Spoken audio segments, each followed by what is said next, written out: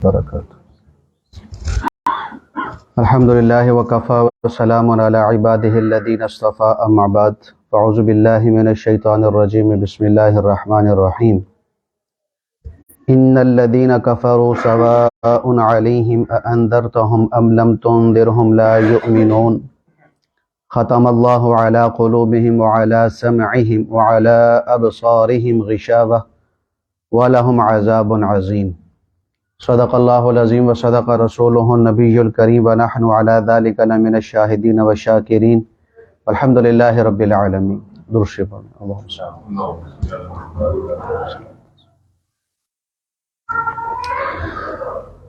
یہ سورہ بقرہ کی آیت نمبر 6 اور 7۔ ترجمہ ہے کہ بے شک وہ لوگ جنہوں نے کفر کیا، برابر ہے ان کو آپ ڈرائیں یا آپ ان کو نہ ڈرائیں، وہ ایمان نہیں لائیں گے۔ اللہ نے مہر لگا دی ان کے دلوں پر اور ان کے کانوں پر اور ان کے آنکھوں پر پردہ ہے، اور ان کے لیے بڑا عذاب ہے۔ وَلَهُمْ عَذَابٌ عَظِيمٌ، اور ان کے لیے بڑا عذاب ہے۔ یہ 2 آیتیں ہیں سورہ بقرہ کی۔ اس سے پہلے 5 آیات میں اللہ جل شانہ نے ان لوگوں کا ذکر فرمایا جنہوں نے قرآن کی ہدایت سے نفع اٹھایا، قرآن کی رہنمائی لی، قرآن کے احکامات پہ عمل کیا، قرآن کے اوامر اور نواہی پر انہوں نے توجہ دے کر اس کو اپنی زندگی میں عملاً لانے کی کوشش کی، اور جو عبرت کی چیزیں تھیں ان کو عبرت ان سے حاصل کی، جنت اور جہنم کے بارے میں جو باتیں تھیں ان پر ایمان لاتے ہوئے جنتی عمل اختیار کیے اور جہنمی عمل سے اپنے آپ کو بچایا۔ 5 آیات میں ان کا ذکر تھا۔ قرآن نے ان کو لقب دیا مومنین اور متقین۔ پھر متقین کی میں نے جو 5 صفات عرض کی تھی جو قرآن میں ہے، کہ ایک ایمان بالغیب، دوسرا نماز قائم کرتے ہیں، تیسرا اللہ کے راہ میں خرچ کرتے ہیں، چوتھا کہ پہلی جتنی بھی شریعتیں اتری ہیں ان پر بھی ایمان ہے اور قرآن پر بھی ایمان ہے، اور 5واں آخرت پر بھی ایمان ہے۔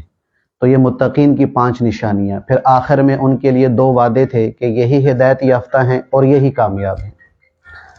اب یہ 2 آیتیں اور آگے 13 آیتیں، ان اللہ علی کل شیء قدیر، ان 15 آیات میں اللہ نے ان لوگوں کا ذکر کیا ہے کہ جنہوں نے قرآن کی ہدایت سے فائدہ نہیں اٹھایا، قرآن سے رہنمائی نہیں لی، قرآن پر یقین نہ رکھا، قرآن کی تعلیمات پہ عمل نہیں کیا، قرآن کے اوامر پر نہیں چلے، قرآن کے نواہی پر عمل نہیں کیا، کہ جس سے اللہ نے روکا ہے اس سے نہیں روکے، جس کا اللہ نے حکم دیا ہے اس کو عمل میں اپنی زندگی میں عمل لے کر نہیں آئے، جنتی والے عمل نہیں کیے، جہنمی والے عمل سے اپنے آپ کو نہیں بچایا۔ تو اب ان آیات میں تقریباً 15 آیات میں اللہ نے ان گروہوں کا ذکر کیا ہے، باوجود اس کے کہ وہ قرآن کی حقانیت کو پہچانتے تھے اور جانتے تھے، مانتے نہیں تھے۔ حضور صلی اللہ علیہ وسلم کی رسالت کو پہچانتے تھے، جانتے تھے، مانتے نہیں تھے۔ اللہ کی وحدانیت کو جانتے تھے، پہچانتے تھے، مانتے نہیں تھے۔ میں نے پچھلے درس میں عرض کر دیا تھا کہ ایمان پہچان کا نام نہیں، ایمان جاننے کا نام نہیں، ایمان ماننے کا نام ہے۔ تو چونکہ جو مانا نہیں اس لیے مومن نہیں، جان پہچان ان کو تو تھی۔ کس طرح تھی؟ سیرت ابن ہشام جلد نمبر 1 صفحہ 322 پر ایک قصہ لکھا ہے کہ حضور نبی کریم صلی اللہ علیہ وسلم گھر میں جب قرآن پڑھتے تو اونچی آواز سے پڑھتے تھے، اور بیت اللہ میں بعض دفعہ رات کو تہجد میں آ کے نماز پڑھتے تو قرآن اونچی آواز سے پڑھتے تھے۔ تو 3 بڑے شخص، ابو جہل، ابو سفیان رضی اللہ عنہ ابھی مسلمان نہیں ہوئے تھے، اخنس بن شریق، یہ تینوں سردار تھے۔ تو یہ حضور نبی کریم صلی اللہ علیہ وسلم کا قرآن چھپ چھپ کر آ کے بیت اللہ میں سنا کرتے تھے۔ جب حضور نبی کریم علیہ السلام قرآن پڑھنا شروع کرتے تو تینوں آ جاتے، اور تینوں ایک دوسرے سے چھپ کر آتے تھے کہ کوئی مجھے دیکھ نہ لے، کوئی ہمیں دیکھ نہ لے کہ ہم جس کا سارا صبح سے لے کر شام تک جس کی مخالفت کر رہے ہیں، رات کو اسی کا قرآن سن رہے ہیں، تو لوگ کیا کہیں گے۔ تو خیر اللہ کی طرف سے کرنی ایسے ہوئی کہ رات کو قرآن سنا، تہجد کے وقت اللہ کے نبی نے قرآن پڑھا، صبح کی نماز سے پہلے قرآن ختم کر دیا، پھر نماز کا وقت، تو یہ لوگ واپس ہو گئے۔ اللہ کی کرنی ایک چوراہے پہ تینوں کٹھے ہو گئے۔ آپ یہ کدھر سے آ رہے ہو؟ یہاں میری اور ایک آپ کی غیرت کو جھوڑنے کا جملہ کہہ لگا ہوں کہ وہ کافر ہو کے جھوٹ نہیں بولتے تھے، ہم مسلمان ہو کے جھوٹ نہیں چھوڑتے۔ تو ابو جہل سے پوچھا کدھر سے آ رہے ہو؟ کہا جی محمد کا قرآن سن کے، جھوٹ نہیں بولا۔ اخنس تو کدھر سے آ رہا ہے؟ کہا محمد صلی اللہ علیہ وسلم کا قرآن سن کے۔ ابو سفیان تو کدھر سے آ رہا ہے؟ کہا جی میں بھی قرآن سن کے آ رہا ہوں۔ اتنے بڑے مخالف ہونے کے باوجود، اتنے بڑے کافر ہونے کے باوجود ابو سفیان کے علاوہ جھوٹ نہیں بولا۔ اب ہمارا مسلمان، ہم نے تو اپنا جھوٹ کو اپنا شعار بنایا ہوا ہے کہ جب تک ہم جھوٹ نہیں بولیں گے ہمارا کام نہیں بنے گا، ہمارا مسئلہ حل نہیں ہوگا۔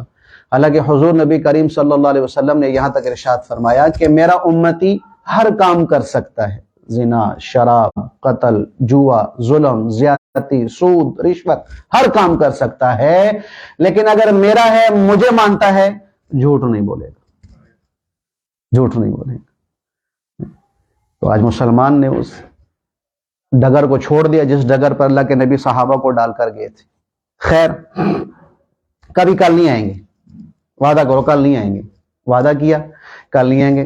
وہی وقت ہوا پھر رات کا، تو گھر میں بیٹھنا مشکل ہو گیا، کیونکہ قرآن اللہ کا کلام پڑھنے والے حبیب اللہ، تو کیسا انسان بے صبر اور کیسا صبر کر سکے، کیسا رک سکے گا؟ پھر بے قرار ہو کے تینوں چھپ چھپ کے پہنچے ہیں مکہ بیت اللہ میں، حضور کا قرآن سنا، پھر واپس ہوئے، اللہ نے پھر اکٹھا کر دیا۔ کدھر سے؟ قرآن سن کے۔ تو کدھر سے؟ قرآن سن کے۔ تو کدھر سے؟ قرآن سن کے۔ چلو بھائی وعدہ کرو کل نہیں آئیں گے، پھر وعدہ کیا کل نہیں آئیں گے، تیسری رات پھر ہو گئی۔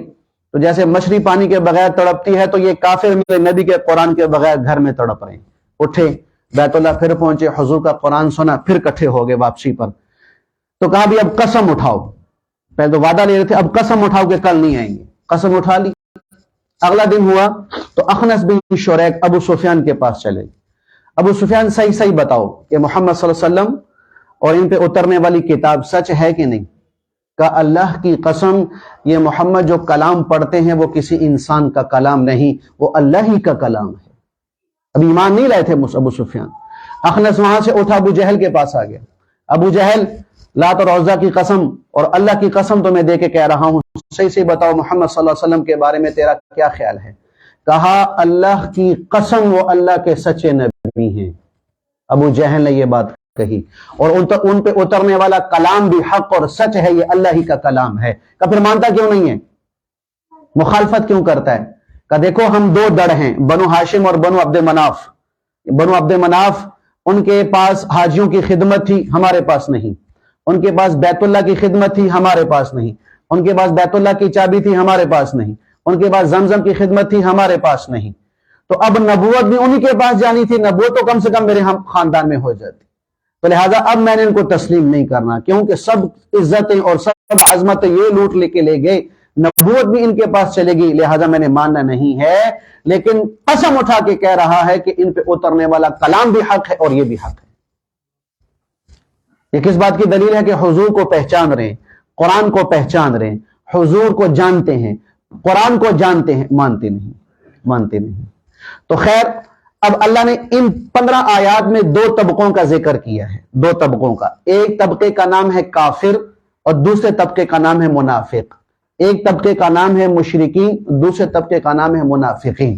یہ جو 2 آیتیں میں نے پڑھی ہیں 5 اور 6، ان 2 آیات میں اللہ نے مشرکین کا ذکر کیا ہے، صرف مشرکین کا 2 آیتوں میں ذکر کیا۔ اگلی 13 آیتوں میں اللہ نے منافقین کا ذکر کیا ہے۔ مشرک کافر 2 آیتوں میں بیان کر دیا کہ بھئی ان پہ دلوں پر مہر لگ گئی، انہوں نے ماننا نہیں ہے، کیوں؟ دردناک عذاب، یہ کافر، ختم۔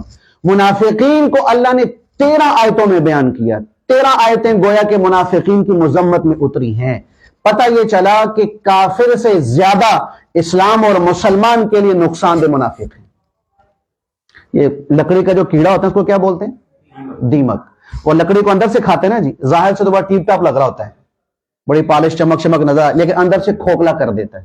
کتنا خطرناک ہے، نظر نہیں آ رہا. یہی مثال منافق کی ہے کہ وہ اسلام کی عمارت کو اندر سے کھا رہا ہوتا ہے اور بالکل عمارت کو لکڑی کی طرح کھوکھلا کر دیتا ہے. تو اس لیے اللہ نے بھی کافر کو اتنا خطرناک نہیں قرار دیا جتنا منافق کو قرار دیا. جہنم کے 7 طبقے ہیں، جہنم کے 7 طبقے. سب سے نچلا طبقہ جہاں سے عذاب شروع ہوتا ہے، اللہ نے مشرک کے لیے نہیں رکھا، اور کافر کے لیے نہیں رکھا، یہودی عیسائی کے لیے نہیں رکھا. اللہ نے وہ طبقہ، وہ جگہ جہاں سے عذاب شروع ہوتا ہے، منافق کے لیے رکھا. اللہ نے منافق کے لیے رکھا. یعنی اتنا بڑا نقصان دہ ہے یہ منافق آدمی اسلام کے لیے اور مسلمان کے لیے، اسلام اور مسلمان کے لیے. تو اللہ نے یہاں پر 2 تقسیمیں کی ہیں بھائی، کہ یہ طبقہ مومنین، یہ متقین، مومنین اور متقین. یہ طبقہ کافر اور منافق، یہ 2 اللہ نے تقسیمیں کی ہیں. ایک تقسیم تو اللہ نے یہاں یہ فرمائی ہے کہ کافر اور مسلمان، منافق اور مسلمان، ایک تقسیم یہ ہے. دوسری تقسیم اللہ نے سورہ اعراف کی آیت نمبر 12 میں فرمائی ہے. اللہ فرماتے ہیں کہ یا ایھا الذین انا خلقناکم من ذکر و انثی وجعلناکم شعوبا وقبائل لتعارفوا، کہ بھئی دیکھو ہم نے تمہیں مرد عورت سے پیدا کیا، پھر تمہارے خاندان بنائے، قبیلے بنائے، قوم بنائی، نسل بنائی، زبان الگ، رنگ الگ، قبیلہ الگ، خاندان الگ. یہ صرف پہچان کے لیے، صرف پہچان کے لیے ہے. کامیابی ناکامی کا معیار نہیں، عزت ذلت کا معیار نہیں، عروج زوال کا معیار نہیں، صرف پہچان کے لیے کہ بھئی یہ پٹھان، یہ پنجابی، یہ بلوچی، یہ سندھی، اور یہ عربی، یہ اجمی، یہ کالا، یہ گورا، یہ انگریزی، یہ فارسی والا. صرف یہ پہچان کے لیے، صرف پہچان کے لیے بھی تمیز ہو سکے. تو ایک تقسیم یہ ہے جو سورہ اعراف میں اللہ بیان فرما رہا ہے، ایک تقسیم یہ جو سورہ بقرہ میں کر رہے ہیں. اب ان دونوں تقسیموں کو کیا کہتے ہیں؟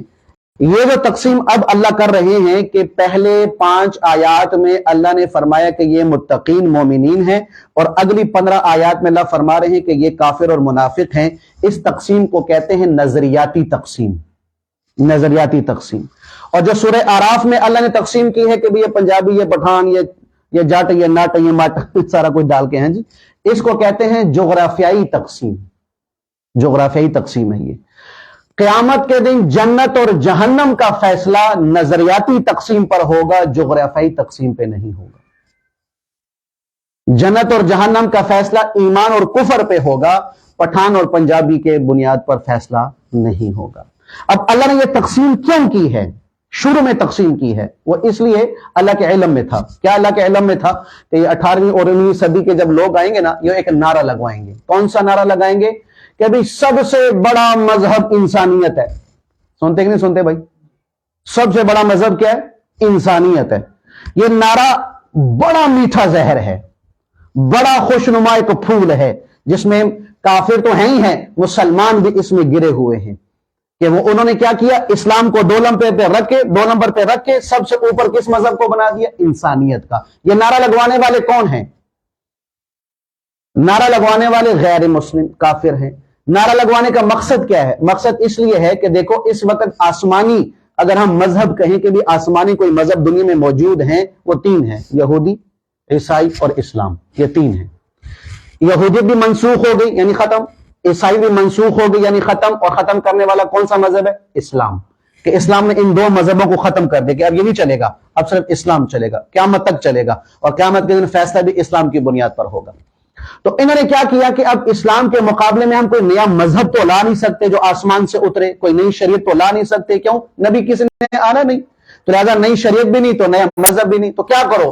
ایک ایسا مذہب اور ایسا نعرہ لگاؤ کہ جس نعرے سے جس طرح یہودیت منسوخ ہو گئی، عیسائیت منسوخ ہو گئی، اسلام بھی منسوخ ہو جائے، اسلام کا بھی تشخص ختم ہو جائے، اسلام کی بھی جو اہمیت ہے وہ ختم ہو جائے. تو کیا کیا؟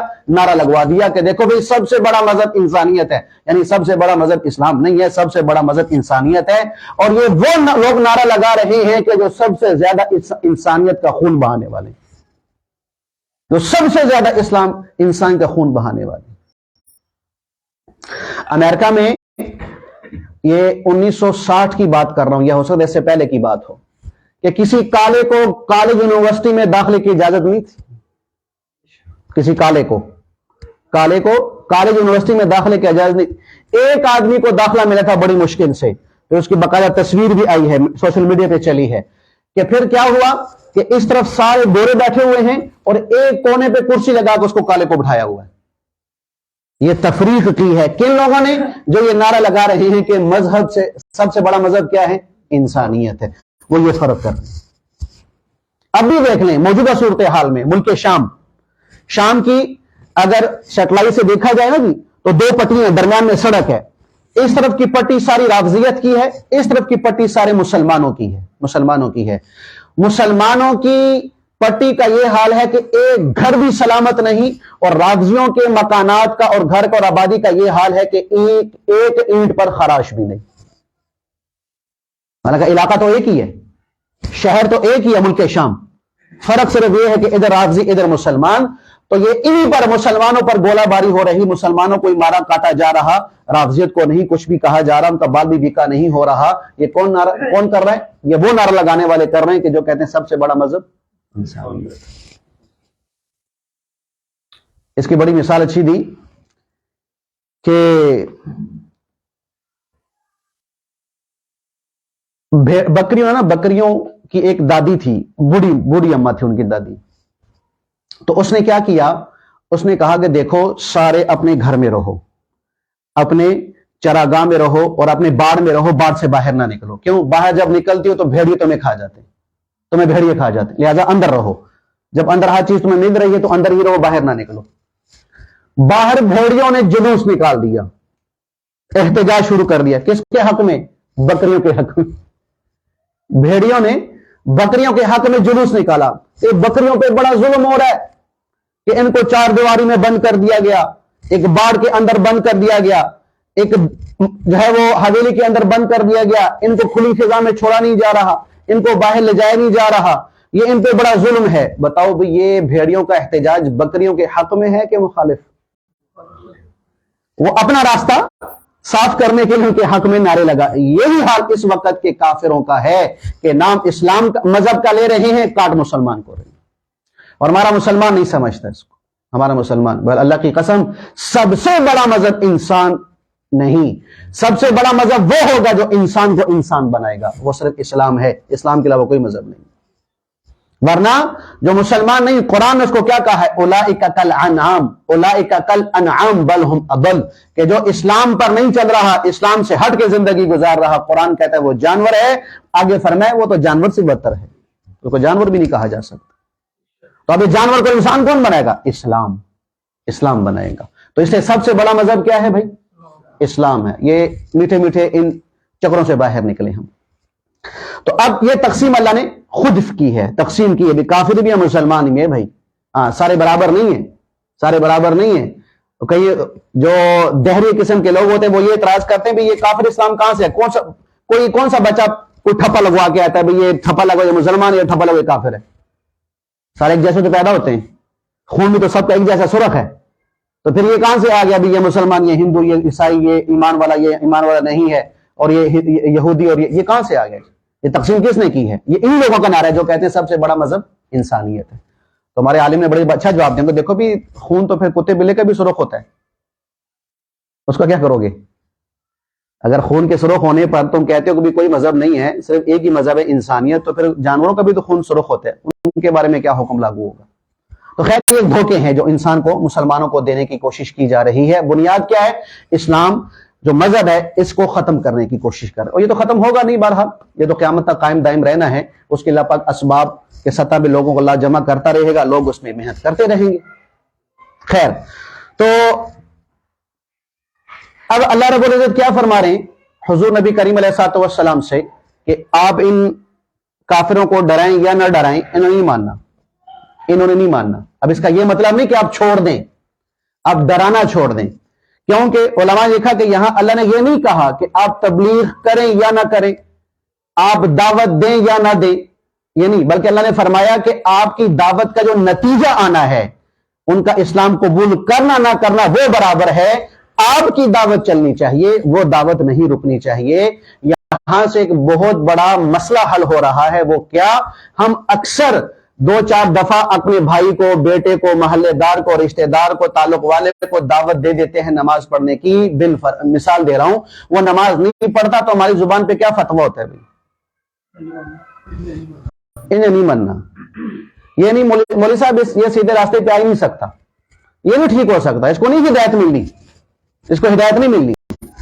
اتنا بڑا ہم جملہ بولتے ہیں. اللہ کے نبی سے کیا کہا جا رہا ہے, میرے حبیب ایمان لانا نہ لانا ان کا عمل ہے, آپ کی جو ڈیوٹی ہے آپ نے وہ پوری کرنی ہے.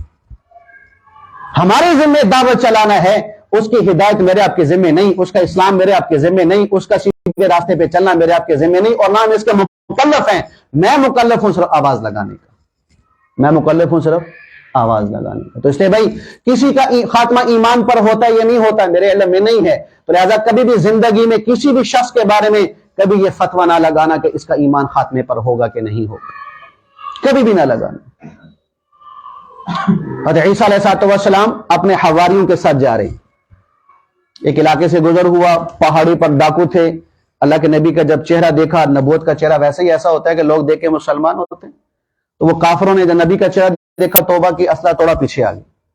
اب عیسیٰ علیہ السلام کے پیچھے پیچھے, تو عیسیٰ علیہ السلام کا ایک صحابی حواری بھی ساتھ تھا, تو ڈاکو اس کے برابر چل پڑا. تو ڈاکو کو اس حواری نے دیکھ کے کیا کہا, صرف زبان سے کچھ نہیں کہا, صرف ناپسندیدگی کا اظہار, یعنی کہ بلی سو چوہے کھا کے حج کو چل رہی ہے. یہ ہمارا جملہ ہوتا ہے نا, یہ جملہ بہت غلط ہے بھائی, یہ جملہ نہ کہا کرو. اس کا مطلب یہ ہوتا ہے بھی سارے گناہ کر کے توبہ کرنے کے لیے آگے, جب توبہ اللہ قبول کر رہا ہے تو میں اور آپ کون ہوتے ہیں اس کی توبہ پہ اعتراض کرنے والے. یہ بات نہ کہا کرو, یہ غلط جملہ ہے کہ سو چوہے کھا کے حج کو جا رہی ہے. تو کدھر جائیں گے بھائی؟ اللہ کے علاوہ کوئی در ہے؟ اللہ کے علاوہ کوئی جگہ ہے کہ جہاں پر ہم جائیں اور ہمیں کوئی پناہ مل جائے؟ ایک اللہ طواف کر رہے ہیں, طواف کرتے کرتے کہیں لبیک اللہم لبیک, اے اللہ میں حاضر, میری حاضری قبول فرما. ساتھ ایک نوجوان بھی تھا, آواز آئی غیب سے, لا لبیک, تیری حاضری قبول نہیں. اس نوجوان نے بھی وہ آواز سن لی, کہا چچا آواز سن رہے ہو؟ کہاں سن رہا ہوں, اور 70 سال سے سن رہا ہوں, 70 سال سے سن رہا ہوں. کہا چچا ہر سال آتے ہو؟ کہا ہر سال آتا ہوں. کہا ہر سال یہی جواب ملتا ہے کہ تیری حاضری قبول نہیں؟ کہا ہاں یہی جواب ملتا ہے. کہا پھر بھی آپ آ رہے ہو؟ کہا بیٹا اس در کے سوا اور کوئی در بتا دے تو ادھر چلے جاؤ, کوئی ہے در تو بتا دے ادھر چلا جاؤ. تو پھر وہ بھی نوجوان بھی رو پڑا, چاچا بھی, بزرگ بھی رو پڑے. رونے کے بعد پھر انہیں اپنے آپ کو سنبھالتے ہوئے پھر کہا لبیک اللہم لبیک, آواز آئی تیری یہ لبیک بھی قبول ہو, پچھلی 70 بھی قبول. اللہ کے کوئی در ہے ہی نہیں بھائی. نہ امیدی والے جملے نہ بولا کریں, اور کسی پہ تان تشریح بھی نہ کیا کریں کہ بوڑھا ہو گیا, منہ میں دانت نہیں, اب آیا ہے مسجد کی طرف, ہاتھ تیرے کانپ رہے ہیں, اب آیا مسجد کی طرف, کمر تیری ٹیڑھی ہو گئی, اب آیا مسجد کی طرف. جب وہ قبول کر رہا ہے تو پھر میں اور آپ کون ہوتے ہیں اللہ کے کاموں میں انگلیاں کرنے والے؟ میں اور آپ کون ہوتے ہیں؟ تو کبھی بھی اللہ کا واسطہ بھی یہ مایوسی والے جملہ نہ بولا کرو کسی کے بعد, اور کبھی بھی یہ نہ کہا کرو انہیں تو مرنے کافر ہو کے انہیں ہدایت نہیں ملنی. اللہ کے پاس ہدایت, اللہ کے پاس. تو عیسیٰ علیہ السلام کے حواری نے یہ کہا, یعنی میں پاک صاف, یہ ڈاکو شاکو اور گنہگار یہ میرے ساتھ چل رہا ہے. اللہ نے وحی اتار دی عیسیٰ علیہ السلام پر, اے عیسیٰ تیرے پیچھے میرے 2 بندے چل رہے ہیں, ایک تیرا نیکوکار تیرا ساتھی, ایک میرا گنہگار. اللہ نے اپنی طرف نسبت کی, ایک میرا گنہگار. اس نیک کار کو کہو کہ تیرے پچھلے ساری نیکیاں برباد, صفر سے شروع ہو گیا. اور اس ڈاکو کو کہہ کہ تیری پچھلی ساری معاف, چل تو بھی نئے سرے سے شروع ہو جائے. اس کی ساری نیکیاں برباد کروا دی. کیوں؟ کہ تو ہوتا کون ہے اس پہ اس بنیاد پر اعتراض کرنے والا. اتنا بڑا ڈاکو اب مسلمان ہو رہا ہے, اب ایمان لا رہا ہے, اب پاک صاف ہو رہا ہے, اب نیک ہو رہا ہے, تو ہوتا کون اس پہ اعتراض کرنے والا؟ ہاں میرے بھائی, ہدایت کس کے ہاتھ میں؟ اللہ کے ہاتھ. جنگ احد کا مقام ہے, جنگ احد لڑی جا رہی ہے. ایک آدمی کافروں میں سے جب اس نے حضور نبی کریم علیہ السلام کو دیکھا, اللہ نے سینہ کھولا, کافروں کی مجلس میں حضور نبی کریم علیہ السلام کے پاس آیا, یا رسول اللہ صلی اللہ علیہ وسلم میں آپ پر ایمان لانا چاہتا ہوں, اللہ کو قبول کرنا چاہتا ہوں, میں توبہ کرنا چاہتا ہوں, ایمان اور عمل قبول ہو جائے گا؟ کہا ہاں ہو جائے گا. کلمہ پڑھ کے مسلمان ہو گیا. مسلمان ہونے کے بعد کیا جی کیا حکم ہے؟ کہا یہ جنگ چل رہی ہے, مسلمانوں کی مدد کر. مسلمانوں کی مدد کرتے کرتے وہی شہید ہو گیا. حضرت ابو ہریرہ فرمایا کرتے تھے, بتاؤ بھی کوئی ایسا صحابی جس نے زندگی بھر ایک نماز بھی نہیں پڑھی, ایک روزہ بھی نہیں رکھا, لیکن سیدھا جنت الفردوس پہنچا ہے. کہا وہ یہ صحابی جس کا نام اسیرم تھا رضی اللہ عنہ, ایک نماز نہیں پڑھی, ایک روزہ نہیں رکھا. اللہ نے کفر جنگ کے موقع پر کفر میں سے نکال کر اسلام میں داخل کر دیا. تو نظام اللہ کی طرف سے چلتا ہے، ہم نا امیدی نہ پھیلائیں، ہم نا امیدی نہ پھیلائیں۔ تو خیر حکم ہمیں کیا ہے بھی؟ دعوت دیں، اس کا اثر کیا پڑتا ہے یا نہیں پڑتا اللہ جانے، اس کا اللہ کا کام جانے، ٹھیک ہے؟ تو اللہ یہ فرما رہے ہیں۔ تو دوسری گزارش کہ کفر کسے کہتے ہیں؟ کفر کا لفظی معنی ہے چھپانا۔ شریعت میں کفر وہ چیزیں جن پر ایمان لانا فرض ہے اس میں سے کسی ایک چیز کا بھی انکار کرنا، یہ کفر کہلاتا ہے۔ یعنی حضور نبی کریم صلی اللہ علیہ وسلم اللہ کی طرف سے جو کچھ بھی لے کر آئے ہیں، اور وہ جو لے کر آئے ہیں وہ قطعی اور یقینی اور پکی ٹھکی بات ہے، اس کا دل سے تصدیق کرنا، زبان سے اقرار کرنا، یہ ایمان اور اسلام ہے۔ اس کا دل سے تصدیق نہ کرنا اور زبان سے بھی اقرار نہ کرنا، یہ کفر ہے، اس کو کفر کہا گیا ہے۔ دوسرا دفعہ جو بولا گیا انذار، ڈرانا۔ انذار کا لفظی معنی ہے ڈرانا۔ اب یہ ہر انذار، ڈرانے کو انذار نہیں بولتے قرآن میں، انذار نہیں بولتے، کیوں کہ اللہ نے قرآن میں نبی کو نذیر کہا ہے، ڈرانے والا۔ یہاں سے ڈرانے والا وہ مراد ہے کہ جس کے ڈرانے میں شفقت اور رحمت ہو۔ جیسے ماں باپ اولاد کو ڈراتے ہیں کہ نہیں بھائی؟ ڈراتے ہیں نا بھائی، کبھی سام سے، کبھی بچھو سے، کبھی جن سے، کبھی بہو سے، کبھی بھالو سے، کبھی سام سے ڈراتے ہیں۔ تو یہ ڈرانا بطور دھمکی ہے کہ بطور رحمت کے ہے؟ رحمت اور محبت کے نا جی۔ اسی طرح اللہ فرما رہے ہیں کہ اے میرے حبیب آپ نذیر ہیں، ان کو ڈرائیں، لیکن میرے نبی علیہ الصلوۃ والسلام کا ڈرانا بطور رحمت اور شفقت اور محبت اور عقیدت کے ہوتا تھا کہ میری بات نہیں مانو گے، جو چیزیں میں آگے دیکھ رہا ہوں تمہارے لیے ہلاکت کی، وہ تم پر پڑنے والی ہیں، تم پر پہنچنے والی ہیں، تمہیں ملنے والی ہیں، تم ان ہلاکت میں جانے والے ہو۔ اس لیے نبی سے کہا ہے کہ آپ نذیر بن کر دنیا میں تشریف لائیں، کہ ایسا ڈرانا جس میں شفقت ہو، جس میں محبت ہو۔ تو اللہ کیا فرما رہے ہیں؟ میرے حبیب ان کافروں کو آپ ڈرائیں یا نہ ڈرائیں برابر ہے۔ وجہ اللہ نے فرمایا ہے آگے دوسری آیت میں کہ اللہ نے ان کے دلوں پر اور ان کے کانوں پر اللہ نے مہر لگا دی۔ ختمہ مہر کا مطلب کیا ہوتا ہے؟ مہر کا مطلب ہوتا ہے کہ اب نہ باہر سے کوئی چیز اندر جائے گی اور نہ اندر سے کوئی چیز باہر آئے گی، اس کو بولتے ہیں خاتمہ۔ اسی سے حضور نبی کریم علیہ السلام کو لقب ملا ہے خاتم النبیین، ان نبیوں پر مہر لگا دینے والے، کہ اب کوئی نیا نبی اندر جائے گا نہیں اور کوئی پرانا نبی باہر نکلے گا نہیں۔ اس کو کیا بولتے ہیں؟ خاتمہ، مہر۔ اللہ فرما رہے ہیں ہم نے مہر لگا دی ہے اور ان کے آنکھوں پہ پردہ ڈال دیا ہے۔ تو پھر اعتراض ہوتا ہے کہ یا اللہ جب آپ نے مہر لگا دی کہ دیکھنے کے باوجود نہیں دیکھ پا رہے، سننے کے باوجود سن پا نہیں رہے، اور دل بھی آپ نے ان کا اندھا کر دیا ہے، تو پھر ان کو دعوت دینے کا فائدہ؟ بات سمجھ میں آئی؟ جب آپ نے مہر لگا دی تو پھر دعوت دینے کا فائدہ کیا ہے؟ جب پتہ ہی اسے کافر ہو کے مرنا ہے تو اپنا ٹائم کیوں ضائع کریں؟ اس کا دو جواب دیے ہیں مجدد ملت و دین اشرف تھانوی صاحب رحمۃ اللہ علیہ، انہوں نے فرمایا دیکھو اللہ نے قرآن میں یہودیوں کے بارے میں فرمایا ہے کہ یہ ایمان نہیں لائیں گے، یہودیوں کے بارے میں اللہ نے یہ فرمایا ہے کہ یہ ایمان نہیں لائیں گے۔ اب ان کا جو ایمان نہ لانا اس وجہ سے نہیں کہ اللہ نے کہا ہے، ان کا ایمان اس وجہ سے نہیں کہ اللہ نے کہا ہے۔ اب اس کو مثال سے سمجھایا کہ دیکھو خدا نہ خواستہ ایک مریض ہے، کینسر کا آخری سٹیج پہ ہے، ڈاکٹر کے پاس گیا، ڈاکٹر نے کہا کہ بھئی اب اس کا بچنا مشکل ہے، اس کو لے جاؤ گھر، یہ خدمت کرو۔ چند دنوں کے بعد مر گیا۔ اب اس کا وہ مرنا ڈاکٹر کے کہنے کی وجہ سے ہوا کہ مرض کی وجہ سے ہوا؟ مرض کی وجہ سے، ڈاکٹر کے کہنے سے تو نہیں مرا نا بھائی۔ یہی حال ہے، اللہ فرمائے یہ ایمان نہیں لائیں گے تو یہ ان کا ایمان نہ لانا اللہ کے کہنے کی وجہ سے نہیں ہے بلکہ ان کے مرض کی وجہ سے۔ وہ مرض کیا تھا کہ گناہ کر کر کر کر کر کے ان کا دل سیاہ ہو چکا تھا، اور جب دل سیاہ ہو جائے تو وہ کسی خیر کو قبول نہیں کرتا۔ جب خیر کو قبول نہیں کرتا، اور ایمان سب سے بڑی خیر ہے، لہذا یہ بھی ایمان قبول نہیں کرے گی۔ دوسری بات علماء نے یہ لکھی ہے کہ یہ تقدیر کا معاملہ ہے۔ کیا معاملہ ہے جی؟ تقدیر۔ اللہ نے جیسے مقدر میں لکھ دی۔ تقدیر کے بارے میں کیا حکم ہے؟ غور سے سننا بھائی، یہ جملہ اپنا ہی کہنے لگا۔ ترمذی شریف کی حدیث ہے، 2133 نمبر حدیث۔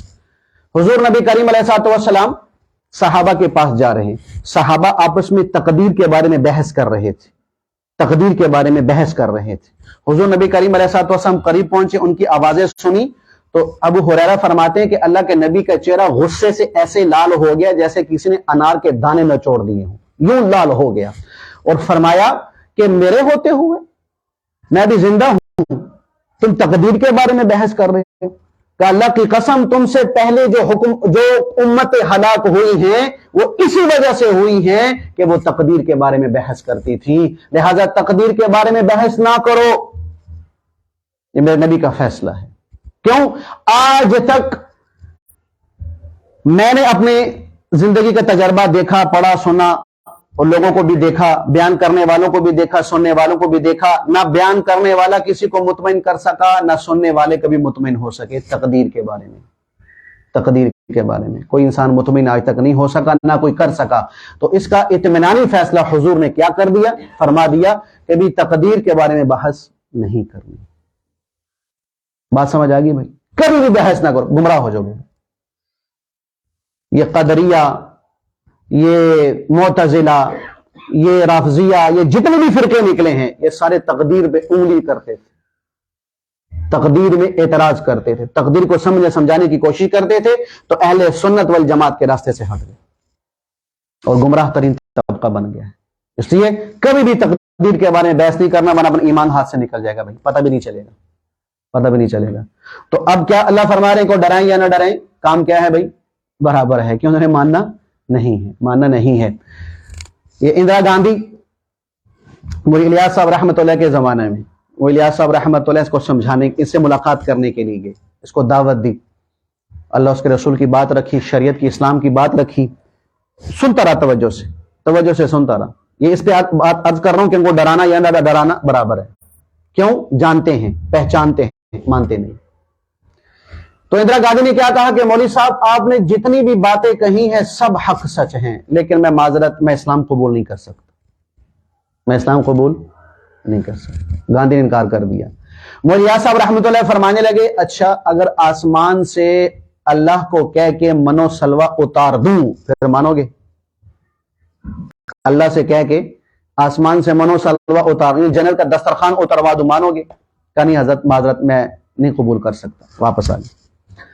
مولوی الیاس صاحب کے ساتھ جو ساتھی تھا نا دوسرا، ان کا حضرت آپ کی ساری باتیں تو دل کو لگی، لیکن آخر میں جو آپ نے یہ کہا نا کہ بھی اگر آپ کو میں آسمان سے منو سلوا اتروا کے دکھا دوں پھر مانو گے، کہ یہاں میرا کچھ نا دل کھٹکا کہ یہ کیسے ہوگا، کیسے ہوگا؟ مولوی صاحب نے فرمایا اللہ تیرا بھلا کرے، تیری اس بے یقینی کا اس پہ اثر پڑا، اس لیے وہ ایمان قبول نہ کر سکا۔ جب میں نے کہا ہے کہ اللہ اتروا سکتا ہے تو بھی کہتا ہاں بھی اللہ اتروا سکتا ہے، اللہ سے میں اتروا سکتا ہوں۔ تو یہ وہ لوگ ہیں جو جانتے پہچانتے ہیں لیکن مانتے نہیں ہیں، اس لیے ان کو ڈرانا نہ ڈرانا کیا ہے؟ برابر ہے۔ اور جو ڈرنے والے ہیں، جو مانتے ہیں، ان کا ڈر کیسے ہے؟ حضرت عمر بن خطاب رضی اللہ عنہ کا زمانہ، ایک نوجوان تہجد کی نماز کے لیے مسجد نبوی میں آتا، راستے میں ایک فاحشہ عورت پڑتی، تو تہجد خوبصورت تھے ماشاء، تو وہ دروازے پر تہجد کے وقت کھڑی ہوتی، اس کو دعوت دیتی، آؤ بھی میرے پاس، یہ سر جھکا کے چلے جاتے۔ 2-4 دن ایسے ہوا، 5واں دن صحابی انسان ہوتا ہے ابھی، نبی نہیں ہوتا، نبی معصوم ہوتا ہے، صحابی کیا ہوتا ہے؟ محفوظ۔ نبی معصوم کیا مطلب؟ کہ نبوت ملنے سے پہلے اور نبوت کے ملنے کے بعد نبی سے اللہ چھوٹا بڑا گناہ نہیں ہونے دیتا، یہ نبی کی شان ہے۔ صحابی محفوظ کیا مطلب؟ کہ صحابی سے گناہ تو ہو جاتا ہے لیکن اللہ گناہ رہنے نہیں دیتا، اللہ معاف کر دیتا ہے یا وہ توبہ کر دیتے ہیں۔ یہ صحابہ کے بارے میں نظریہ ہونا چاہیے۔ لیکن صحابہ سے اللہ نے گناہ کروائے ہیں، علماء نے لکھا ہے جان بوجھ کر گناہ کروائے ہیں میرے آپ کے لیے، کہ دیکھو گناہ تم سے بھی ہوئے، صحابہ سے بھی ہوئے، لیکن گناہ کے بعد صحابہ کا عمل دیکھنا اور اپنا عمل دیکھنا، تمہیں فرق پتہ لگ جائے کہ گناہ کے بعد کرنا کیا چاہیے۔ اب وہ دیکھو، خیر دل میں وسوسہ ڈلا، چل پڑے، اس عورت کے گھر کی طرف چل پڑے، ایک پاؤں دہلیز سے باہر ایک اندر، کوئی پولیس نہیں، کوئی سیکورٹی نہیں، کوئی فوج نہیں، کوئی انٹیلیجنس نہیں، کوئی دائیں بائیں دیکھنے والا نہیں، یہ دو بس، عورت اور یہ مرد، قدم اندر ایک باہر۔ ایک دم قرآن کی آیت یاد آ گئی، ایک دم قرآن کی سورہ حجرات کی آیت نمبر 12، ان الذین اتقوا اذا مسهم طائف من الشیطان تذکروا فاذا هم مبصرون، کہ متقی لوگ کہ جب ان کو شیطان ورغلاتا ہے ایک دم انہیں اللہ یاد آتا ہے تو ان کی آنکھیں کھل جاتی ہیں، فوراً پیچھے ہٹ جاتے ہیں اس گناہ سے، نہیں یہ تو شیطان کا کام ہے۔ صرف یہ آیت یاد آئی، کسی نے پڑھ کے نہیں سنائی، خود دل میں اللہ نے یہ آیت اتاری، وہی بے ہوش ہو کے گر گئی، چوکٹ پر بے ہوش ہو کے گر گئی۔ تو وہ عورت آئی، خادمہ سے کہا اس کو یہاں سے اٹھاؤ، وہ جو کوڑے کا ڈھیر وہاں پھینک دو، ایسا نہ ہو کہ میرے پیٹے پڑ جائے۔ وہ جا کے ادھر پھینک دیا، اب وہ بے ہوش پڑا ہوا ہے، بوڑھے میاں پیچھے پیچھے آ رہے ہیں، ان کے بعد دیکھا تو یہ کوڑے کر پہ پڑا ہوا، اس کو ہلایا، کبھی یہ کیا کر رہے ہو، گند میں کیا کر رہے ہو، اندر نہیں گئے مسجد میں؟ تو اس نے کہا ہاں، چچا سے کہا چچا وہ عورت روزانہ دعوت دے رہی، آج میرے دل میں وسوسہ ہے، میں چل پڑا، ایک قدم اندر ایک باہر، ایک دم قرآن کی یہ آیت یاد آئی، ان الذین اتقوا، یہ آیت یاد آئی تو میں فوراً بے ہوش ہو کے گر گیا۔ اس آیت کو دوبارہ پڑھا، تفسیر ابن کثیر جلد نمبر 2 صفحہ 262 پہ یہ روایت موجود ہے کہ دوبارہ اس صحابی نے یہ آیت پڑھی، اللہ کے خوف سے وہی اٹیک ہوا، وہی مر گئے، وہی مر گئے۔ صحابہ نے رات کو کفن دفن کر کے دفنا دیا۔ صبح فجر کی نماز میں عمر بن خطاب کا یہ عالم تھا کہ سب دیکھتے تھے بھی کون کون نہیں آیا، پوچھا بھی فلاں نوجوان نہیں آئے، بوڑھے میاں کھڑے ہو گئے، کہ امیر المومنین ایسے ایسے ہوا، اور وہ بچہ اللہ کے خوف سے مرا ہے، اللہ کے ڈر سے مرا ہے۔ کہ اچھا مجھے اس کی قبر پہ لے کے چلو، قبر پر لے کر چلے گئے۔ عمر بن خطاب اس صحابی کے قبر کے سرحانے کھڑے ہو کے اس نے کہا وَلِمَنْ خَافَ مَقَامَ رَبِّهِ جَنَّتَانِ، کہ جو اللہ کے خوف سے مر جاتا ہے اللہ اس کو 2 جنتیں عطا فرماتا ہے۔ قبر سے آواز آئی امیر المومنین اللہ نے مجھے 2 جنتیں عطا کر دی، اللہ نے مجھے 2 جنتیں عطا کر دی۔ تو اس لیے بھائی گزارش یہ ہے کہ ہم جو آج کا خلاصہ، دعوت ہمارے ذمے ہے، نتیجہ ہمارے ذمے نہیں، نتیجہ ہمارے ذمے نہیں۔ دوسری بات کہ ہم بھی ڈرنے والوں میں سے بنیں، بے فکر ہو کے ان میں سے نہ بنیں، بے فکر والوں میں سے نہ رہیں کہ بالکل بے خوف ہوں، اللہ کی رحمت کی امید بھی ہو، اللہ کا ڈر بھی ہو، اللہ کا خوف بھی ہو، اور کسی کے بارے میں فتویٰ نہیں بھائی کہ اس کا ایمان پہ خاتمہ نہیں ہو سکتا، کسی کے بارے میں فتویٰ نہیں، اور تقدیر کے بارے میں بحث نہیں۔ اللہ کی بارگاہ میں دعا ہے اللہ عمل کی توفیق نصیب